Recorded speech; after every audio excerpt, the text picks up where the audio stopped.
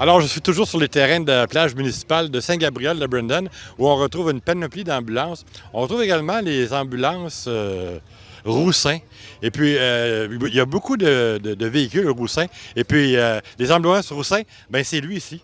Votre prénom, c'est quoi? Olivier. Olivier, vous êtes le fondateur de la ferme, finalement. Oui, je suis fondateur d'Ambulance Saint-Gabriel. Et avant ça, depuis 53 ans qu'on est dans le domaine, on a eu Ambulance Joliette. J'ai travaillé pour un salon funéraire, Landreville à Joliette. Et c'est après 53 ans là, de plaisir d'ambulance. C'est incroyable, M. Roussin, les questions que j'ai à vous poser, parce que depuis que je suis petit cul, que je rêvais de posséder une ambulance, en 2019, j'en ai acheté une. On n'en parlera pas, on en a parlé suffisamment. Mais vous avez fait l'acquisition d'une vraie merveille dernièrement. Oui, on vient de faire l'acquisition d'un Pontiac 1954 qui a un petit peu d'amour, on va falloir lui donner un peu d'amour sur la carrosserie, mais qui a seulement 8000 milles, qui a toujours été à l'intérieur, c'était l'ambulance qui a été pour le gouvernement fédéral, aux Arsenaux, à Le Gardeur, et qui, après ça, avait été vendue à l'Encan et qu'on a réussi à récupérer là, moins d'une semaine. C'est vraiment une véritable pièce de collection. Hey, c'est une voiture qui a mon âge.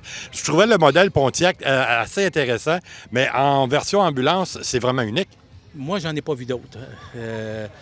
On en a une à côté aujourd'hui, une Pontiac, mais je n'avais jamais vu là, comme telle. Là, et pour nous autres, c'est notre meilleure acquisition qu'on a faite actuellement. Bien, c'est sûr. Bien, vous avez la Cotner Bennington, que je trouve qui est pas pire aussi. Oui, elle est très belle, elle aussi. C'est une de nos amours, ça aussi. On l'a depuis 5 ans. Et on en a plusieurs. Là. On a des Horton, on a des Wellcoach, on en a 9. Vous allez me dire, vous allez peut-être me corriger si je me trompe, mais depuis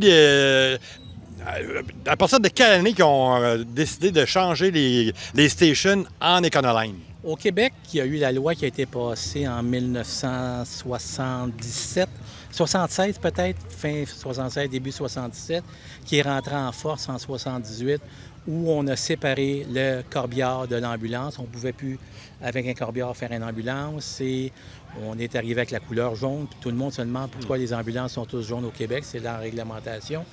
Et on a vu après ça disparaître ce qu'on appelait, nous autres, les stations. Qui était un véhicule qui était plus bas et tout ça. Comme lui, là, ici. Non, lui, il est encore, mais c'est ce qu'on appelle un modèle plus bas. Ça, à ce moment-là, c'est disparu et on est tous tombés avec des vannes. Au début, une petite vanne conventionnelle. Après ça, ça a été les boîtes. Ça a été les boîtes, c'est parce qu'il est en train d'enregistrer. Ça a été les boîtes d'ambulance, là. Et là, le gouvernement semble vouloir revenir un petit peu à ce qu'on appelait, nous autres, les mirages, les vannes, là, dans certains secteurs, là, pour que ça va circuler quand même mieux. Mais c'est une belle profession, puis je ne sais pas qui va nous écouter, mais j'invite les jeunes à s'en venir avec nous autres. C'est une passion. Vous pourrez voir l'entrevue en entier sur la page de Régent Drouin, la page Facebook de Régent Drouin. De toute façon, on va vous donner les coordonnées plus tard. Mais ce qui est intéressant de souligner, c'est aussi la panoplie de véhicules qui fait votre flotte. Exactement. Vous avez ici, là, à partir de 1956, à aller à 2021, vous en avez de tous les modèles. On les a tous apportés. Et c'est un peu notre histoire, là, si vous voulez, depuis 50 ans. Sans le dire à personne, votre préférée, c'est laquelle? Ma préférée, c'est ma rose. Oh oui, c'est sûr. Je suis d'accord avec vous. Là, celle qu'on voit en arrière, là, c'est ma préférée.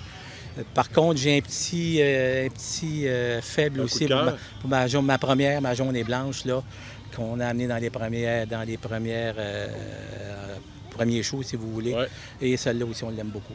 Vous allez me corriger si je me trompe, mais à partir des années 73-74, les véhicules ambulanciers étaient uniquement servis au transport. Il n'y avait pas de réanimation, il n'y avait pas de manœuvres qui se faisaient. Oui, il y a toujours eu des manœuvres qui se faisaient et tout ça.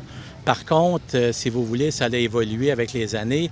La formation continue pour les anciens paramédics. Après ça, le DEC pour les plus jeunes et tout ça, pour ramener les gens tous au même niveau. Et soyez pas inquiets aujourd'hui, on est un des meilleurs services en Amérique. Et on est le seul endroit en Amérique du Nord où il y a des ambulanciers 24 heures par jour dans toutes les régions.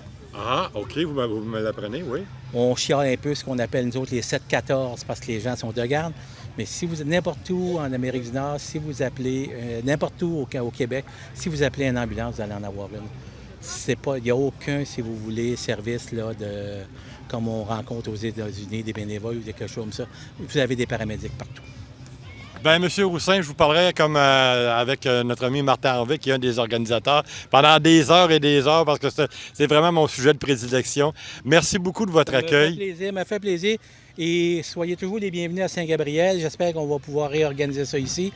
On a eu une très grande collaboration de Ville Saint-Gabriel, des services municipaux, et ça va bien. C'est agréable avec tout le monde qui est ici. Merci beaucoup. Bonne fin de journée. C'est moi qui vous On remercie. était en direct de la plage municipale de Saint-Gabriel avec les productions en régie. Vous voyez la page Facebook de Richard Drouin ainsi que la page YouTube. Bonne fin de journée.